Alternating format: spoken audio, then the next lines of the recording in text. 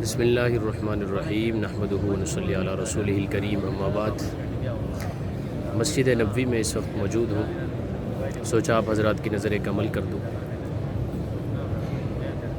یہ جو احباب جن کی کوئی چیز چوری ہو جاتی ہے یا گم ہو جاتی ہے یا کسی چیز کو وہ تلاش کرنا چاہتے ہیں لیکن تلاش نہیں ہو رہی ہوتی، مل نہیں رہی ہوتی، راستہ نہیں کھل رہا ہوتا، بالخصوص گم شدہ چوری کے لیے، اور افراد بھی بعض دفعہ گم ہو جاتے ہیں۔ میں زمانہ طالب علمی سے یہ وظیفہ کر رہا ہوں، کسی بزرگ نے مجھے بتایا تھا، اس وقت سے لے کر آج تک ایک دفعہ بھی خطا نہیں ہوا الحمدللہ۔ یہ سننے والوں کے لیے ایک انتہائی گراں قدر تحفہ ہے، آپ حضرات بھی اسے کیجیے اور یقین سے کیجیے۔ ایک دفعہ کرنے سے اگر کام نہیں ہوتا، خدا نخواستہ تو وظیفے کو چھوڑ نہیں دینا، اس کو سنبھال کے رکھنا ہے، اس کو مستقل آپ نے اپنے معمول میں لے کے آنا ہے۔